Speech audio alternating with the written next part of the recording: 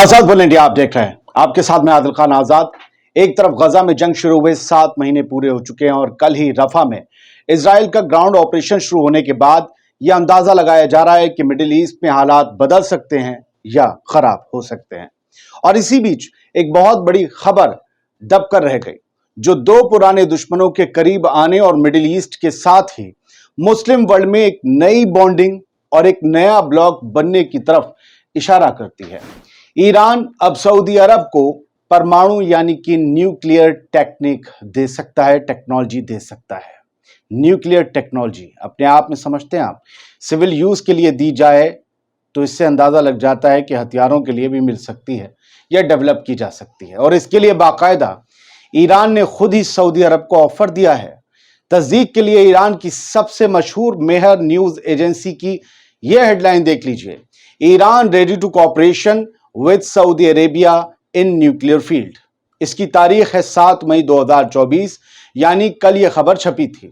इसके अलावा चाइना की सबसे बड़ी शिन्हुआ न्यूज एजेंसी ने भी हेडलाइन बनाई, Iran ready for peaceful nuclear cooperation with Saudi Arabia. Headlines दिखाने की वैसे तो जरूरत नहीं थी, क्योंकि हम फैक्ट बेस्ड खबर ही बनाते हैं। हम कभी भी 3 के 300 नहीं मारते। ऐसे झूठ पर छाती चौड़ी करने वाले, यकीन करने वाले कुछ खास अकल के लोग हैं जो सच दिखाने वालों से ही सबूत मांगते हैं। ये सबूत उन्हीं के लिए थे। आप सब तो बहुत दानिश्वर हैं, ज्यादातर लोग 1-2% के लिए बात कर रहा था। अब बढ़ते हैं आगे, खबर को तफसील से समझते हैं। दरअसल atomic energy organisation of Iran, जिसकी शॉर्ट फॉर्म है AEOI, इसके चेयरमैन हैं। उन्होंने ये कहा है कि ईरान न्यूक्लियर टेक्नोलॉजी की फील्ड में मिडिल ईस्ट के मुल्क और खासकर सऊदी अरब के साथ कॉपरेशन करने के लिए तैयार है। यानी ईरान चाहता है कि मिडिल ईस्ट के मुल्क न्यूक्लियर टेक्नोलॉजी के मामले में आत्मनिर्भर बन जाएं। AEOI के चेयरमैन हैं मोहम्मद इस्लामी। इन्होंने इस्फहान जानते हैं, जहां पर न्यूक्लियर प्लांट बताते हैं ईरान का, इस्फहान में first international conference on nuclear science and technology, इसके मौके पर ईरान में सऊदी अरब के जो एम्बेसडर हैं अब्दुल्ला बिन सऊद अल अनाजी, उनसे मुलाकात की। इस्लामी ने इस बैठक में कहा कि न्यूक्लियर टेक्नोलॉजी जैसी नई टेक्नोलॉजी को हासिल करना ईरान के लिए बहुत पॉजिटिव रहा और साफ तौर पर इससे ईरान के दुश्मनों की परेशानियां भी बढ़ी। जो लोग ईरान से चिढ़ते थे या ईरान के लिए दिक्कत पैदा करते थे, इस मामले में ईरान के आत्मनिर्भर बढ़ जाने से वो परेशान हैं। चूंकि ईरान और सऊदी अरब अब करीब आ रहे हैं, लिहाजा बदलते हुए सिनेरियो में सऊदी अरब को भी अपनी आवाम की जरूरतों के लिए अपनी ही मिल्कियत वाले न्यूक्लियर प्लांट्स लगाने के बारे में सोचना चाहिए, ये ईरान कह रहा है। ईरान के इस ऑफर के बाद कॉन्फ्रेंस में सऊदी हुकूमत की तरफ से शामिल हुए सऊदी एम्बेसडर ने ईरान को एक पड़ोसी मुल्क, एक दोस्त और एक भाई कहकर बुलाया। पड़ोसी मुल्क, दोस्त, भाई। और सऊदी एम्बेसडर ने बायलैटरल कोऑपरेशन और पीसफुल न्यूक्लियर एक्टिविटीज के लिए ईरान के साथ और ज्यादा प्रोग्रेस देखने की उम्मीद भी जताई। दो भाई करीब आते हैं तो मेरे चेहरे पर मुस्कुराहट आ जाती है, और इस मुस्कुराहट में जो ये वाला वो है ना, तासुरात, ये उनके लिए हैं जो ये चाहते नहीं कि ये कभी करीब आए। खैर, अब जरा समझिए, थोड़ी ज्ञान की बातें हो जाएं, हर वीडियो में होंगी। किसी को पसंद नहीं आ सकता है, लेकिन याद रखिए इसमें जरूरी बातें होंगी। दोस्तों, ये कोई आम खबर तो थी नहीं। ये खबर इतनी बड़ी खबर है जिससे बहुत से मुल्क फिक्रमंद हो सकते हैं। हालांकि ईरान ने ऐसी मंशा कोई पहली बार नहीं जाहिर की, बल्कि पिछले साल जून में भी वो इस ख्वाहिश का इजहार सऊदी अरब के सामने कर चुका है। लेकिन अब चूंकि फिलिस्तीन की जमीन पर इजराइल की जंग का दायरा बढ़ता जा रहा है और सऊदी अरब इजराइल के बीच डील भी खटाई में पड़ती जा रही है, दूसरी तरफ ईरान पिछले महीने ही इजराइल को अपने हमले से, अपनी ताकत से चौंका चुका है। लिहाजा ऐसे बदले हुए हालात में ईरान का सऊदी अरब को यह ऑफर देना काफी मायने रखता है। इसके कई मायने भी हैं, इसके कई इंपैक्ट भी हो सकते हैं। माना यह जा रहा है कि ईरान यह चाहता है कि सुन्नी वर्ल्ड का सिरमौर सऊदी अरब अब इजराइल से दूर रहे और खुद में अपनी ताकत का एहसास करे। इसके साथ ही वो वेस्टर्न वर्ल्ड के सहारे से चलना भी छोड़ दे, क्योंकि मिडिल ईस्ट में किसी भी एक मुल्क के लिए जो कोई भी दूसरा मुल्क खतरा होता है, वो खतरा मिडिल ईस्ट के लगभग हर मुल्क के लिए होता है। देर सवेर वो खतरा हकीकत बनकर सामने आ ही जाता है और लंबे वक्त से इस खतरे के जो दो चेहरे मिडिल ईस्ट में हैं, वो हैं पहला अमेरिका और दूसरा इजराइल। इजराइल को अमेरिका की प्रॉक्सी के तौर पर देखा जाता है ये मिडिल ईस्ट में। लिहाजा ये दोनों ही बहुत से देश ऐसे हैं जो इन दोनों को अपना दुश्मन मानते हैं। ईरान उसमें से है। वैसे इस ऑफर के बहाने ईरान सऊदी अरब को अमेरिका की उस ऐतिहासिक डील के लालच से भी बचाना चाहता है, जिसमें एक शर्त की शक्ल में इजराइल को रिकॉग्नाइज करने पर या मान्यता देने के बदले अमेरिका ने सऊदी अरब को सिविल जरूरतों के लिए न्यूक्लियर टेक्नोलॉजी देने की बात कही है। ईरान नहीं चाहता कि इसके लिए सऊदी अरब अमेरिका पर डिपेंडेंट रहे, क्योंकि फिर उसके बदले में अमेरिका भी सऊदी अरब से बहुत कुछ चाहेगा। ईरान जानता है कि एक न एक दिन अमेरिका उसके खिलाफ सऊदी अरब का ही इस्तेमाल करेगा।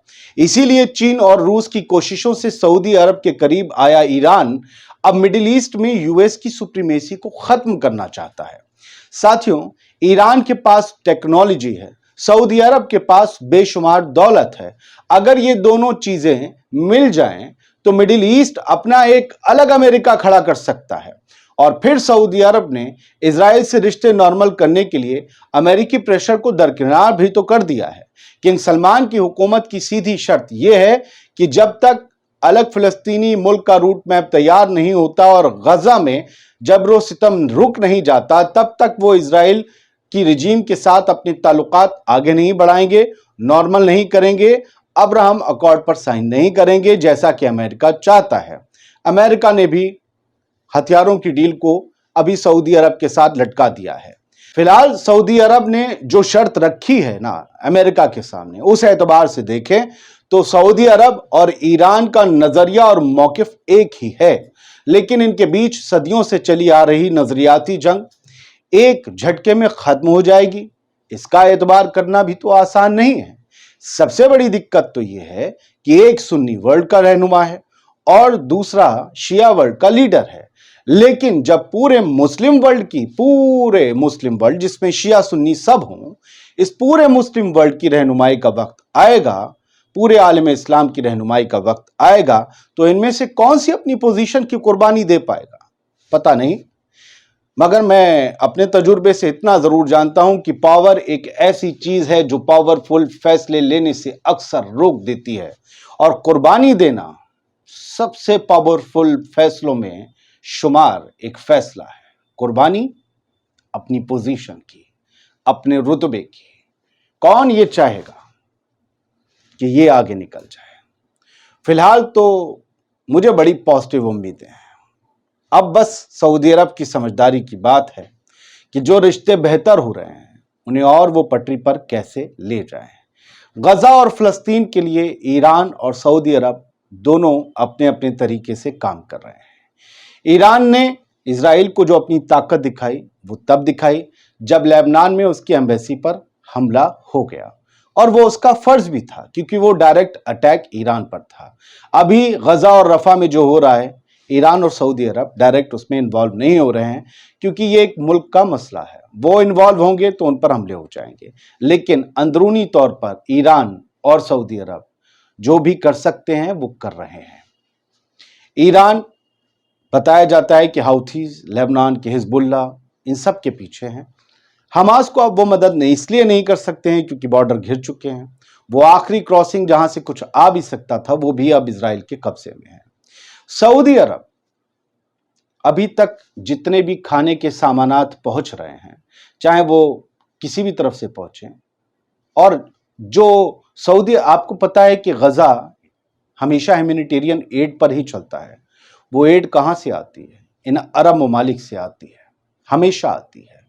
आज भी जो खाने के पैकेट, राशन के पैकेट जो सड़े हुए नहीं होते हैं, जो आ रहे हैं बिना सड़े फ्रेश वाले, वो यूएई से आ रहे हैं, वो कतर से आ रहे हैं, कुवैत से आ रहे हैं, सऊदी अरब से आ रहे हैं। ईरान जिसके पास उतना पैसा नहीं है, या उसका पैसा अमेरिका और बाकी वेस्टर्न देशों ने फंसा रखा है, सीज कर रखा है, वो जिस चीज से मजबूत है उससे मजबूत कर रहा है फिलिस्तीन को या गजा के लोगों को। वो है हथियार, जो हाउथीज और लेबनान के हिजबुल्लाह को दिए जा रहे हैं।